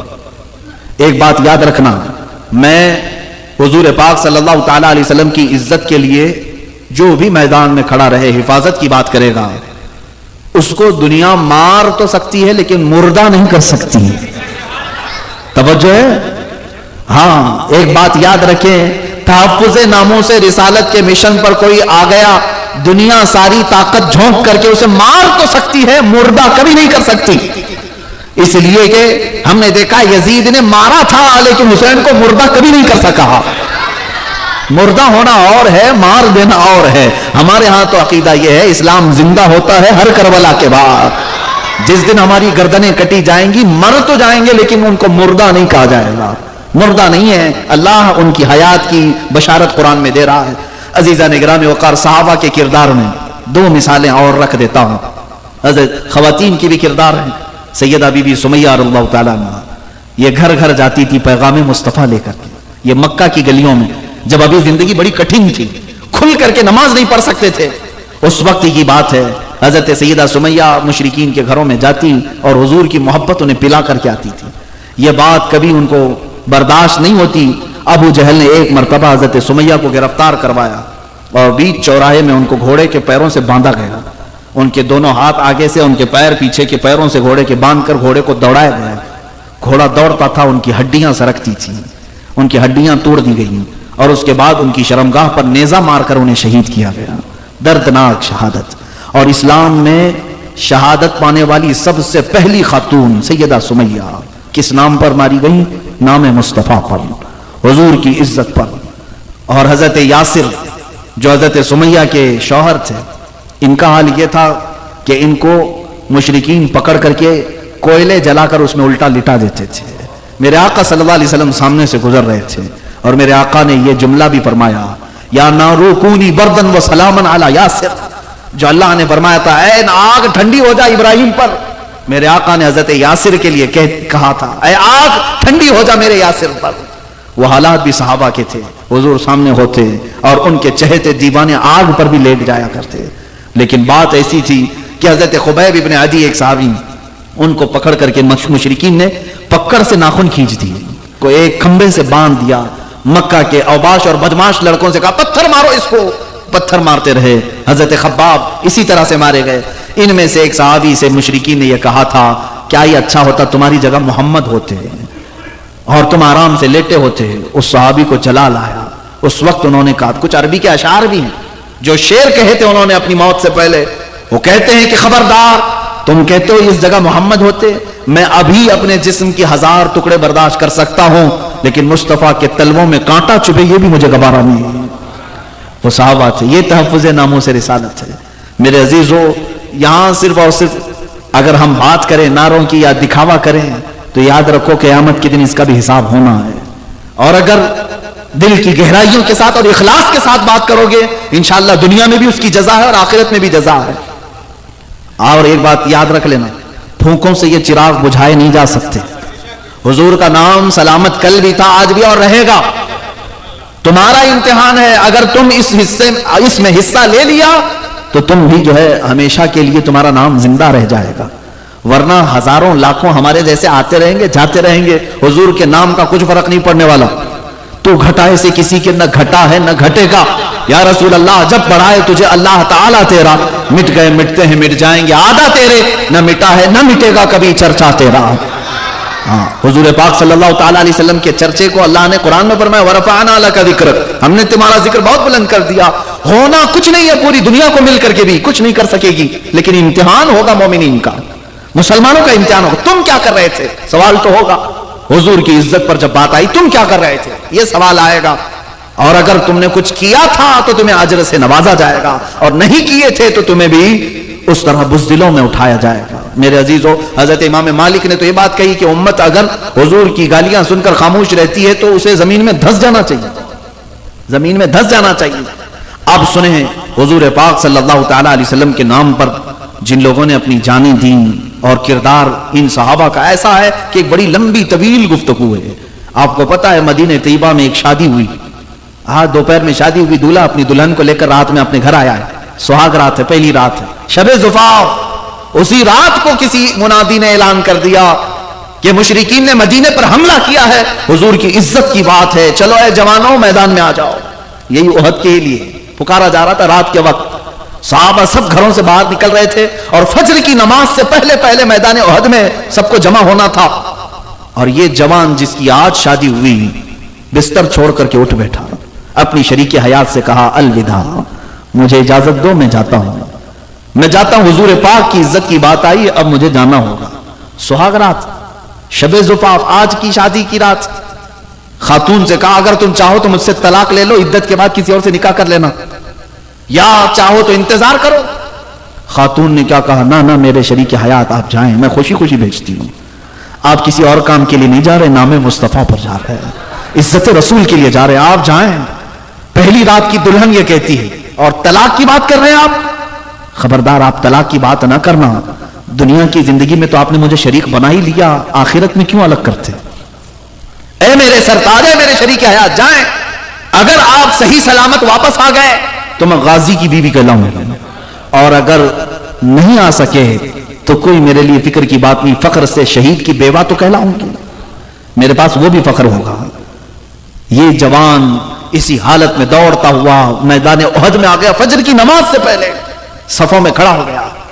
اور جب جنگ شروع ہوئی تو ایسی گھمسان کی جنگ تھی, دوپہر سے پہلے پہلے جو حالات وہاں پیدا ہوئے میدان میں, کئیوں کی شہادت ہوئی, اس میں اس جوان صحابی حضرت حنزلہ کی بھی شہادت ہو گئی, شہید ہو گئے. پہلی رات کا دولہا میدان میں شہید ہوا ہے. لیکن میرے عزیز و شام کے وقت جب لاشیں اٹھائی جا رہی تھی, صحابہ کہتے ہیں ہم نے حنزلہ کو شہید ہوتے ہوئے تو دیکھا لیکن لاش نہیں مل رہی تھی, کہیں نہیں مل رہی تھی. حضور پاک سے شکایت کی کہ یا رسول اللہ صلی اللہ علیہ وسلم حنزلہ کی لاش کہیں نظر نہیں آتی. حضور پاک نے آسمان کی طرف دیکھا اور پھر فرمایا جاؤ فلاں جگہ پر اس کی لاش ہے. صحابہ گئے, اٹھا کر کے لائے, دیکھا تو پوری لاش بالکل غسل دی ہوئی ہے, پانی ٹپک رہا ہے چہرے سے اور بالوں سے. میدان احد میں کون پانی لایا اور کون غسل دیا؟ حضور پاک کے پاس وہ لاش جب لائی گئی, جوان دولہے کی لاش, حضور پاک سے صحابہ نے پوچھا آقا اس کو نہلایا کس نے؟ میرے آقا نے فرمایا اس کو تھوڑی دیر کے لیے اللہ کے فرشتے لے گئے تھے، جنت کے پانی سے میرے حنظلہ کو انہوں نے غسل دیا۔ اب سوال یہ ہوتا ہے کہ شریعت کا مسئلہ ہے کہ جو شہید ہے اس کو غسل نہیں دیا جاتا، جس حالت میں وہ شہید ہوا اسی حالت میں اسے دفن کیا جاتا ہے، انہی کپڑوں میں۔ یہ شہید کا اعزاز ہے، ہم اور آپ، اللہ تبارک و تعالی شہادت عطا فرمائے۔ شہید کا یہ اعزاز ہے کہ وہ جن کپڑوں میں، اوروں کے لیے وہ حکم ہے کہ دنیا کے کپڑے چھوڑ دو، اللہ کے پاس آنا ہے تو کفن پہن کے آؤ، لیکن شہید کے لیے یہ ہے اعزاز کہ جو کپڑے تو پہنا ہے اسی میں اللہ کے پاس آ، اور غسل بھی نہیں۔ تو صحابہ نے پوچھا کہ غسل جب شہید کو نہیں دیا جاتا اس کو کیسے غسل دیا گیا؟ حضور نے فرمایا جاؤ اس کی بیوی سے معلوم کرو، یہ اس کی موت کا غسل نہیں۔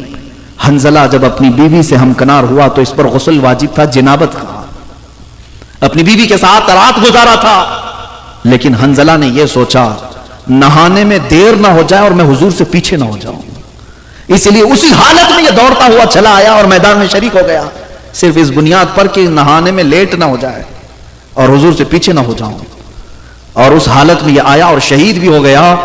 تو جو اللہ کے ملائکہ نے اسے غسل دیا وہ موت کا نہیں، وہ جنابت کا غسل ہے، جن کا لقب غسیل الملائکہ ہے۔ میرے عزیزو یہ مثالیں کہاں سے لا سکو گے؟ ہم اپنے اچھی خاصی راتیں اور اچھے خاصے وقت نہیں دے سکتے، شادی کی رات تو بہت دور کی بات ہے۔ کون ہے جو آج میرے مصطفیٰ کے نام پر راتیں قربان کرتا ہو؟ وہ نبی رحمت ہیں جو ہر رات ہم سب کے لیے دعائے مغفرت کیا کرتے ہیں۔ آج ہم میلاد کی شب میں یا پھر میلاد کے مہینے میں رات میں بیٹھ کر حضور کو یاد کر لیں تو آپ کیا سمجھتے ہیں ہم نے ان کا حق ادا کر دیا؟ قسم خدا کی حضور پاک کی آنکھوں سے نکلے ہوئے ایک آنسو کے قطرے کا بھی حق نہیں ادا ہو سکے گا، لیکن پھر بھی لوگ یہاں آئیں کائیں کرتے رہتے ہیں۔ ہمارے پاس ٹائم نہیں ہے مولانا، وقت نہیں ہے، جو کچھ کرنا ہے وہ ہمیں دکان میں کرنا پڑتا ہے، جاب میں کرنا پڑتا ہے، تمہیں پتہ نہیں جو کچھ تم کھا رہے ہو سب رسول کا صدقہ کھا رہے ہو، حضور پاک صلی اللہ تعالی علیہ وسلم کے نام کا ہے تمہارے پاس جو کچھ بھی ہے، اور جب رب تبارک و تعالیٰ ناراض ہو جائے، غضبناک ہو جائے، ہر چیز سے تمہیں ننگا کر دیا جائے گا، کہیں کے نہیں رہ سکتے۔ حضور کے نام کا کھاتے ہیں، حضور کے نام کا پیتے ہیں، حضور کے نام کا پہنتے ہیں، اور پھر حضور کی بات آئے تو ہم کہتے ہیں ٹائم نہیں ہے، اپنے پاس وقت نہیں ہے۔ بدلو اپنی زندگی کو۔ صحابہ اکرام رضوان اللہ تعالیٰ علیہ مجمعین کے جو کردار ہے، اللہ ان میں سے ایک جھلک بلکہ ایک قطرہ بھی ہمیں عطا فرمائے، ہماری زندگی کی معراج ہو جائے۔ وہ صحابہ کو دیکھیں، ایک ظالم حضور پاک صلی اللہ تعالیٰ علیہ وسلم کے چہرے پر لوہے کی ٹوپی جو جنگوں میں پہنی جاتی تھی وہ آپ کے چہرے پر مار دیا، اور جیسے ہی وہ آئی حضور پاک کے رخسار مبارک سے لوہے کی جو کڑیاں تھی وہ اندر گھس گئیں، اور جس کی وجہ سے حضور کے 2 دانت مبارک شہید ہوئے۔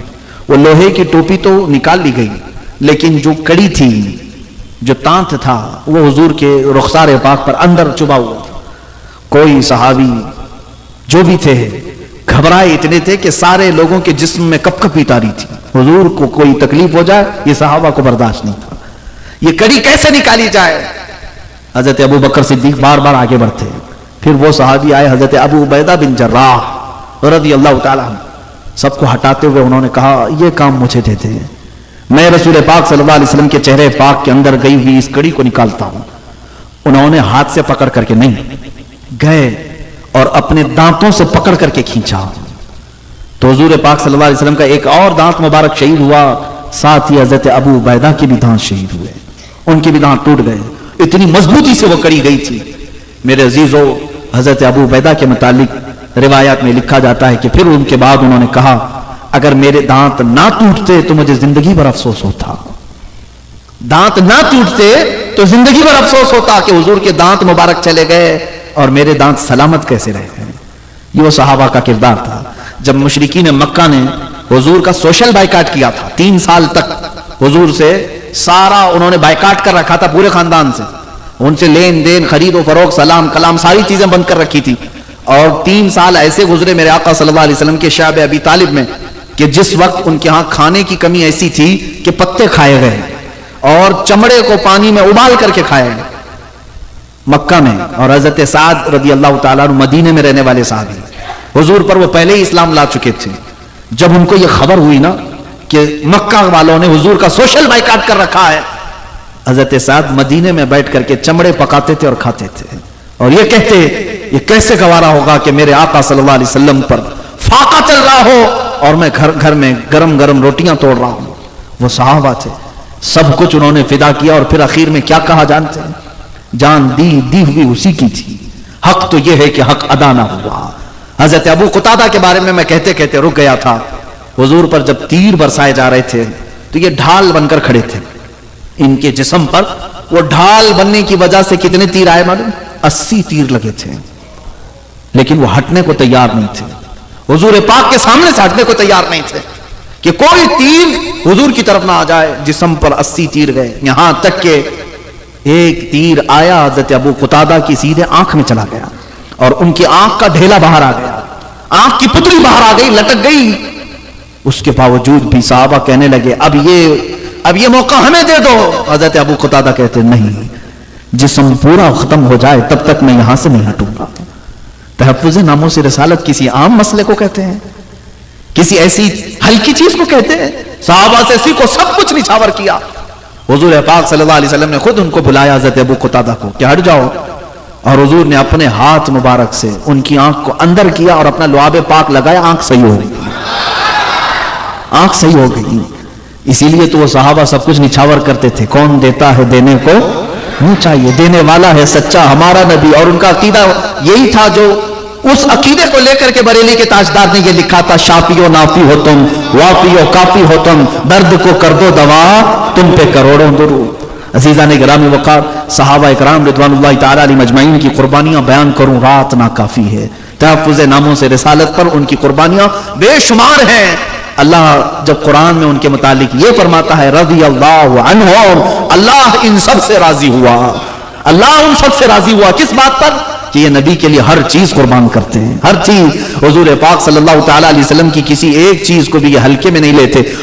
اس خالد بن ولید کو سنتے ہیں آپ، جنہوں نے اپنی زندگی میں 125 جنگیں لڑی۔ کتنی؟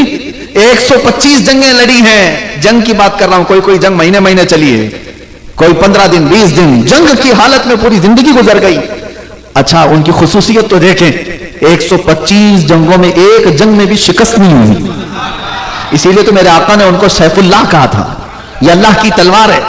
اور حضرت خالد بن ولید کہتے ہیں میرے پورے جسم پر ایک بالشت بھی جگہ باقی نہیں جہاں تیر یا نیزہ نہ لگاؤ، ایک بالشت جگہ بھی باقی نہیں، ہر جگہ لگا، لیکن شہادت نہیں ہوئی۔ کسی جنگ میں آپ کو کوئی شہید نہیں کر سکا، وہ طبعی موت ان کا انتقال ہوا اپنے بستر پر، حضرت خالد بن ولید۔ اس کی وجہ مفسرین یہ بتاتے ہیں اگر کوئی ان کو میدان جنگ میں مار دیتا، شہید کرتا، تو پھر دنیا یہ کہتی کہ اللہ کی تلوار ٹوٹ گئی۔ سیف اللہ ہے نا اللہ کی تلوار۔ ان کے بارے میں بات کر رہا ہوں جس نے 125 جنگیں لڑی، وہ کیسا بطل جلیل اور بہادر عظیم، اور دشمنوں کے ناکوں تلے چنے چبوا دے، بہت مشہور جرنیل۔ ایک جنگ میں حالت ایسی آ گئی کہ کفار سر پہ سوار تھے، کسی نے تلوار ماری تو آپ کا امامہ کھل کر نیچے گر گیا، امامہ گر گیا، اور ادھر خالد بن ولید کے سر پر ایک کافر کھڑا ہے تلوار لے کر، اور جنگ کے جوہر جاننے والا تو مقابلہ کرتا، کپڑے چھوڑ دیتا۔ ارے میاں کبھی ہاتھ کٹ رہا ہے، کبھی جبہ پھٹ رہا ہے، یہ تھوڑی نہ دیکھا جاتا ہے جنگ کے میدان۔ خالد بن ولید نے مشرکین کو اٹھائے ہوئے تلواروں کی طرف نہیں دیکھا، وہ امامہ اٹھانے کے لیے بھاگے، دوڑے اور جا کر کے اٹھایا۔ ارے یہاں اس وقت تک تو گردن پہ تلواریں چل جاتی، ٹکڑے کر دیتے، کئی لوگ سوار تھے سر پر، پھر بھی آپ وہ امامہ اٹھانے کے لیے گئے، اٹھا کر کے لے آئے، اور جس کے ہاتھ میں تلوار تھی وہ رک گیا اور کہا خالد بن ولید ہے تو؟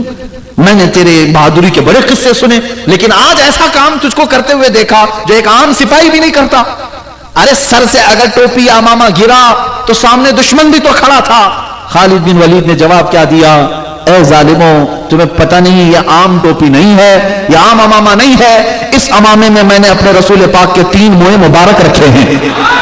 میرا یقین یہ ہے کہ جس جنگ میں بھی فتح ہوتی ہے وہ خالد بن ولید کی وجہ سے نہیں، رسول اللہ کے موئے مبارک کی وجہ سے۔ اور میں اپنی ساری چیزیں برداشت کر سکتا ہوں، لیکن رسول پاک کا موئے مبارک زمین پہ آئے یہ مجھے گوارا نہیں۔ میں اٹھانے کے لیے اپنی جان دے سکتا ہوں، 3 موئے مبارک اٹھانے کے لیے دشمنوں کے سامنے گردن دینے والا اللہ نے اسی کو سیف اللہ بنایا ہے۔ عزیزان گرامی وقار، حضور پاک صلی اللہ تعالی علیہ وسلم کی کسی بھی چیز کو صحابہ اکرام ہلکے میں نہیں لیتے کبھی۔ کسی ایک صحابی حضرت انس بن نذیر ہیں، باتیں لگی آ رہی ہیں، میں آپ کے سامنے عرض کر رہا ہوں اس لیے کہ میں نے شروع میں ہی کہا حضرت نے اور انتظامیہ نے مجھے یہ جو عنوان دیا یہ میری پوری زندگی کا عنوان، آپ کی پوری زندگی کا عنوان۔ حضرت انس بن نزیر حضور کے قریبی صحابی، رازدار بھی کہہ لیں، حضور ان کو ساتھ ساتھ رکھتے. قباء کی مسجد میں نماز پڑھ کر کے حضور نکلے تھے، ایک خط آیا، کوئی قاصد خط لے کر کے آیا، مکہ والے جنگ کی تیاری کر رہے ہیں اور اس میں سب پوائنٹ لکھے ہوئے تھے. حضور نے حضرت انس کو دیا، ان کا گھر قریب میں تھا، مسجد قباء کے قریب. اکیلے میں بلایا، کہا انس یہ پڑھ کے سناؤ کیا کیا ہے. خط حضرت انس نے پڑھ کر کے سنایا، خط بند کر دیا. حضور نے فرمایا یہ راز ہے تیرے اور میرے بیچ میں، کسی کو خبر نہیں ہونی چاہیے، تیرے اور میرے بیچ میں یہ راز ہے. حضرت انس، اب دیکھو راز رسول کی حفاظت، اللہ اکبر، وہ صحابہ کا ہی کردار تھا. انہوں نے کہا یا رسول اللہ بس یہاں پر مہر بند ہو گئی. حضور صلی اللہ تعالی علیہ وسلم نکلے گھر کے باہر، انس بن نزیر کی بیوی گھر کے اندر تھی. آئی، پوچھا کیا خط آیا ہے مکہ سے؟ کہا تجھے کیسے خبر؟ کہا بتاؤ تو صحیح کیا پیغام ہے. حضرت انس نے کہا کچھ بھی نہیں ہے، خبردار اس سلسلے میں بات مت کرنا، اس سلسلے میں مجھ سے گفتگو بھی مت کرنا. اپنی بیوی کو کہہ رہے ہیں. بیوی نے کہا انس جو مضمون تم نے رسول اللہ کو سنایا میں نے پورا سن لیا، میں نے پورا سن لیا. حضرت انس اب اتنے جلال میں آئے کہ سیدھے اپنی بیوی کی گردن پکڑ لی، گردن پکڑ لی. کہا اب تیرا فیصلہ میں رسول پاک کے پاس کروں، کیونکہ میں یہ نہیں چاہتا کہ میں رسول اللہ کے راز کی افشا کرنے والے یا حفاظت نہ کرنے والوں میں اٹھایا جاؤ. اس سے پہلے اگر میرے مصطفیٰ نے فرمایا تو تیری گردن دبا دوں گا. اپنی بہت چہیتی بیوی، قریبی بیوی تھی، گردن پکڑ کر کے ہی باہر لے کر آئے. حضور ابھی قریب میں تھے، رسول پاک صلی اللہ علیہ وسلم کی بارگاہ میں آئے. کہا یا رسول اللہ مجھ غریب کو معاف کر دیں، جو خط آپ نے راز فرمایا تھا وہ میری بیوی نے دیوار پیچھے سے سن لیا. رسول پاک صلی اللہ علیہ وسلم نے ایک نظر اس کی طرف دیکھی. حضرت انس اس کی گردن چھوڑنے کو تیار نہیں، کسی حالت میں گردن چھوڑنے کو تیار نہیں. بیوی ہو تو ہو، لیکن میرے نزدیک رسول اللہ کا راز اہم ہے. حضور پاک صلی اللہ علیہ وسلم نے فرمایا اس خاتون کو دیکھ کر کے، کہا کہ انس اس کی گردن چھوڑ دو، جس طرح تم میرے صحابی ہو وہ بھی میری صحابیہ ہے. حضرت انس بن نزیر کو جب حضور نے فرمایا تب آپ نے گردن چھوڑ دی. میرے عزیزوں وہ عام عورت نہیں تھی، وہ بھی رسول اللہ کی عزت پر اپنی پوری زندگی نچھاور کرنے والی وہ صحابیہ تھی کہ جانتے ہیں اپنے عزیز از جان شوہر حضرت انس کو انہوں نے ہی امامہ پہنا کر ساری چیزیں پہنا کر کے جنگ میں بھیجا. اور حضرت انس جب شہید ہوئے تو یہ خاتون ہی وہ ہیں جو حضور کی وہ رازدار کہ جب میدان احد میں حضرت انس کو ڈھونڈا گیا کہیں نہیں ملے، کیونکہ ان کے ساتھ کافروں نے مسلح کر دیا تھا. مسلح کا مطلب ان کے چہرے کو پھوڑ دیا تھا، ان کے جسم کو پتھروں سے پھوڑ کر کے مسل دیا تھا. پہچان کے لیے کوئی چیز باقی نہیں تھی، یہاں تک کہ ان کی خاتون اور ان کی بہن آئی، حضرت انس کی صرف انگلی دیکھ کر کے پہچانا، ایک انگلی باقی تھی، انگلی کے پور دیکھ کر کے کہا کہ یہ میرے سرتاج، یہ میرے شوہر نامدار. اور ان کی بہن نے کہا یہ میرا بھائی ہے. اس بات پر حضرت انس کو پہچانا گیا. میرے عزیزوں اب مجھے بتاؤ جن کے چہرے پھوڑ دیے گئے، جن کی جسموں کو تار تار کر دیا گیا، پھر بھی وہ کیا کہتے تھے. ایک اور صحابی کی بات عرض کروں، حضرت سعد ابن ربی رضی اللہ تعالیٰ عنہ، حضور ان سے بھی بڑی محبت کرتے. میدان جنگ میں شام کا وقت حضور نے پوچھا صحابہ سے دیکھو سعد کہاں ہیں، زندہ ہیں یا انتقال کر گئے. صحابہ ڈھونڈتے ڈھونڈتے ہوئے آئے، سعد سعد پکارا، ان کی ہلکی ہلکی آوازیں آ رہی تھیں.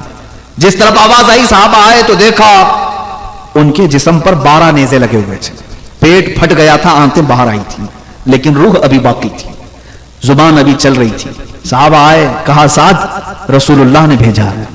وہ وہیں پر کہنے لگے اے میرے دوستو اللہ کے نبی کو میرا سلام کہہ دو، میں حضور تک پہنچ نہیں پاؤں گا، چل کر آ نہیں سکتا، زخم ہے، نیزے ایسے چبھے ہوئے ہیں کہ نکالنے والا بھی کوئی نہیں، پیٹ پھٹا ہوا ہے.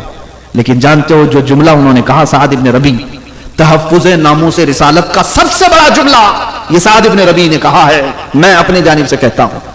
وہ کہتے ہیں آنے والوں جاؤ رسول اللہ کی بارگاہ میں کہنا سعد کو معاف کر دیں یا رسول اللہ، سعد کو معاف کر دیں یا رسول اللہ، آپ کی حفاظت کا حق ادا نہیں کر سکا. اے مسلمانوں بتاؤ، ہم گرم بستروں پر سو کر کے گرم روٹیاں کھا کر کے پھر بھی کہتے ہیں ہم محبت رسول ہیں، عشق رسالت ہے ہمارے پاس. جن کے پیٹ پھٹ گئے، نیزے ان کے اوپر چبھے ہوئے، تب بھی وہ کہتے ہیں کہ ہم حق ادا نہیں کر سکے، حق ادا نہیں کر سکتے. اور اس کے بعد جو دوسرا جملہ انہوں نے کہا تھا، کہا اپنے دوستوں سے صحابہ سے جو ان کی خیریت پوچھنے آئے تھے، واپس جاؤ گے مدینے تو ہماری قوم سے یہ کہہ دینا سعد کا پیغام کہ اے لوگو اگر تمہاری جوانی باقی رہی اور تمہاری زندگی میں اگر کوئی رسول پاک تک ہاتھ بھی بڑھا دیا تو حضرت سعد کہتے ہیں کہ خبردار، قیامت کے دن پھر اس کا کوئی عذر قبول نہیں کیا جائے گا، کوئی عذر تمہارا قبول نہیں کیا جائے گا۔ تم یہ کہہ کر کے نہیں بچ سکو گے کہ میں لنگڑا تھا، میں لولا تھا، میں غریب تھا، میں مزدور تھا، میں گورنمنٹ ڈیوٹی والا تھا، میں کیا کر سکتا تھا۔ حضرت سعد نے کہا تمہارا کوئی عذر قبول نہیں ہوگا اگر تمہارے جیتے جی رسول پاک کی عزت تک کوئی پہنچ گیا۔ اسی لیے میرے عزیزوں، ہم بار بار آپ سے یہ جو باتیں کرتے ہیں وہ صرف اسی لیے کہ جگہ جگہ کے تھک چکے ہیں تمہیں یہ ہنگامے۔ مسافروں، روش کارواں بدل ڈالو، اب چلنے کا طریقہ بدل ڈالو۔ آپ نے بہت سارے نیتاؤں کے پیچھے جے وجے کرتے ہوئے زندگیاں بتا دی اور یہ کہاں لے جا کر کے ڈالتے ہیں پتہ ہی نہیں رہتا۔ 5 سال میں ایک مرتبہ برساتی مینڈکوں کی طرح باہر آئے اور تمہاری خواہشات اور جذبات کے ساتھ کھیلا اور چلے گئے، غائب ہو گئے۔ ان سے کبھی آپ نے سوال کیا کہ ہم آپ کو منصبوں تک پہنچاتے ہیں، عہدوں تک پہنچاتے ہیں، اے لیڈروں ہماری کھانے پینے، راشن، گھر، کپڑے لتے کی بات مت کرو، کم سے کم جس عہدے پر تمہیں اللہ نے بٹھایا وہاں جا کر میرے مصطفیٰ کی عزت کی تو بات کرو۔ کوئی کہنے والا تک نہیں ہے۔ یاد حالات ہمارے ایسے ہیں، اسی لیے مجھے وہ بات یاد آتی ہے جو سید میاں مارا ربی رحمۃ اللہ تعالی علیہ، حضور سید العلماء نے کہا تھا مسلمانوں جاگ جاؤ، کسی کی جے بھی جے کیوں پکارے، کیا غرض ہم کو، ہمیں کافی ہے سید اپنا نعرہ یا رسول اللہ۔ اور اگر آج تمہارے دکھ درد اور تمہارے بے کسی کا کوئی سہارا بن سکتا ہے تو صرف اور صرف رسول اللہ کی ذات ہے، میرے آقا صلی اللہ تعالیٰ علیہ وسلم کی ذات ہے۔ وہی تمہاری قسم پرسی کے وقت پہنچ سکتے ہیں، وہی تمہارے دلوں کے درماندار ہیں، باقی کوئی نہیں۔ یہ سب جھوٹے دعوے دار ہیں، سب لوگ تمہیں اسی طرح سے ہرے باغ دکھاتے ہیں اور اس کے بعد چل دیتے ہیں۔ تمہارا کوئی دکھ اور درد سمجھتا ہے اور مدد کو پہنچتا ہے تو صرف وہ محمد رسول اللہ کی ذات ہے۔ وہ دیکھو فالج ہو گیا، لقمہ ہو گیا، اور بوسیری امام بوسیری نے بستر میں پکارا تھا هو الحبیب الذی ترجا شفاعته لكل حول من الاحوال مقتحم، تو وہ مدینے سے چل کر میرے آقا خواب میں تشریف لائے۔ فالج کی بیماری والے کے لیے کوئی حکیم جلدی چل کر نہیں آتا، وہ رسول اللہ کی ذات ہے۔ بوسیری کے خواب میں آئے تو آئے، اپنے ہاتھوں سے جسم پر پھیر کر کے شفا بھی دیا اور ان کے قصیدے پر انعام میں اپنی چادر بھی عطا کیا۔ ہم نے تاریخ میں یہ بھی پڑھا جب امام احمد بن حنبل کی تہبند کھل رہی تھی اور جلاد ان کو کوڑے مار رہا تھا، ان کے دونوں ہاتھ زنجیروں سے بندھے تھے، امام احمد بن حنبل رونے لگ گئے میری تہبند کھل رہی ہے۔ جلاد نے دیکھا اچانک غیب سے 2 ہاتھ آئے اور ان کی تہبند کو مضبوطی سے باندھ دیا۔ اس کے بعد احمد بن حنبل ہنسنے لگے اور جلاد سے کہنے لگے اب مار تو کوڑے اور مار اور کوڑے مار۔ وہ یعنی حیرت میں آ کر کے کوڑا رکھ دیا اور پوچھا یہ کیا ہوا، تیری لنگی تیری تہبند کھل رہی تھی، یہ کون آیا جو تیری تہبند کو سنبھال لیا؟ امام احمد بن حنبل نے اپنی وارفتگی میں کہا تھا جس کے لیے کوڑے کھا رہا تھا وہ ہاتھ آ گئے ہیں۔ اور یہی تو مسلمانوں ہمارا عقیدہ بھی یہی ہونا چاہیے کہ مرو بھی تو حضور کے نام پر، کہ ہم قبر میں جاتے ہیں تو بھی ہمارے بزرگوں نے ہمیں یہ عقیدہ دیا ہے، فرشتے اگر آتے بھی ہیں تب بھی ہم یہ کہتے ہیں اب تو پائے ناز سے اے فرشتوں کیوں اٹھو، اب تو پائے ناز سے اے فرشتوں کیوں اٹھو، مر کے پہنچاؤں یہاں اس دل ربا کے واسطے۔ یا رسول اللہ صلی اللہ تعالیٰ علیہ وسلم، حضور پاک صلی اللہ تعالیٰ علیہ وسلم کے لیے ہی امام اہل سنت نے فرمایا تم آج یہ سمجھ لو، آج یہ سمجھ لو کہ تمہارے دکھ، تمہارے درد اور تمہارے غم میں کوئی پرسان حال ہے تو مدینے کا تاجدار ہے۔ اس رسول پاک کی ذات کو ہم نے پڑھا ہے، ہرن اپنے بچوں کی جدائی پر روئے تو میرے آقا بے قرار ہو جائیں، اور اس کی ضمانت کے لیے ہرن کے شکاری کو کہیں کہ اسے چھوڑ دے اپنے بچوں کو دودھ پلا کر آئے گی۔ یہ واقعہ بھی آپ نے سنا ہوگا، حضور منبر پر خطبہ دے رہے تھے، وہ لکڑی جس کو حضور پکڑ کر کے خطبہ دیتے تھے اسے چھوڑ دیا، لکڑی نے رونا شروع کیا، حضور خطبہ چھوڑ کر کے آ گئے، اس لکڑی کو اٹھایا سینے سے لگایا۔ وہ رسول محتشم صلی اللہ علیہ وسلم ہرن کے رونے کو برداشت نہیں کر پاتے، لکڑی کا رونا نہیں دیکھ سکتے۔ تم تو امتی ہو، میرے مصطفیٰ کے غلام ہو، ایک بار اگر ان کے دربار سے وابستہ ہو گئے تو پھر دیکھنا جس رات کو بھی تم پکارو گے میرے آقا کو، وہ آقا ضرور تمہارے اپنے دیدار سے مشرف کریں گے۔ سنا ہے آپ ہر عاشق کے گھر تشریف لاتے ہیں، یا رسول اللہ میرے گھر میں بھی ہو جائے چراغاں، میرے دل میں بھی ہو جائے چراغاں، یا رسول اللہ۔ عزیزان گرامی، اعلیٰ حضرت کے اسی شعر پر میں اپنی گفتگو کو سمیٹتے ہوئے ختم پر لاتا ہوں۔ تم سمجھ لو آج کی زمانے میں کوئی تمہارا دوسرا درماندہ نہیں ہے، کوئی تمہارا دوسرا آسرا اور سہارا نہیں ہے، जान लो आज ले उनकी पनाह, आज मदद मांग उनसे, फिर ना मानेंगे कयामत में। अगर मान गया अपनी सारी जिंदगी हुजूर की तरफ कर दो, अपना रुख उनकी तरफ फेर दो, अपनी जिंदगी का चलना फिरना हुजूर की तरफ कर दो। इसी को नामों से रिसालत की हिफाजत कहते हैं। ये नहीं कि सिर्फ जुबान से तुम कहो हम हुजूर की इज्जत पर मरते, नहीं मेरे अजीजों, हुजूर की सुन्नतों के लिए अपनी सारी कुर्बानियां दे दो। अगर दुनिया तुम्हें ताना मारती है तो मारने दो, तुम्हारी दाढ़ियों को ये नोचती है तो नोचने दो। तुमने इनके लिए दाढ़ी नहीं रखी, मेरे मुस्तफा के लिए रखी है। हमने चेहरा अगर सजाया है तो इसलिए कि आज न कल हमारा जनाजा उठेगा और कब्र में हम जाएंगे। कब्र में कोई नेता कोई दोस्त हमारे सामने नहीं होगा। अगर आज दुनिया तुम्हें छोड़ देती है सुन्नतों की बुनियाद पर तो छोड़ने दो, सारी दुनिया रूठ जाए, अल्लाह का नबी तुम्हारा हो जाए, बस इतनी जिंदगी काफी है। आला हज़रत ने इसी को कहा था, उन्हें जाना उन्हें माना, न रखा गैर से काम, लिल्लाहिल हम्द में दुनिया से मुसलमान गया। अजीजा ने गिरामी, ये वस्फ जब तुम्हारे दिलों में आ जाए तो फिर समझ लो हर पस्त बाला हो जाएगा। इकबाल कहता है, कुव्वत इश्क से हर पस्त को बाला कर दे, दहर में नाम मोहम्मद से उजाला कर दे। और तेरी तरक्की का एक राज है, तेरी कामयाबी का एक राज है, तेरे बुलंदी पर पहुंचने का एक राज है, तेरे इक्तिदार के वापस आने का एक राज है, तेरी सरबुलंदी का एक राज है, तेरी खोई हुई इज्जत के वापस आने का एक राज है। वो राज क्या है कि मोहम्मद से वफा तूने तो हम तेरे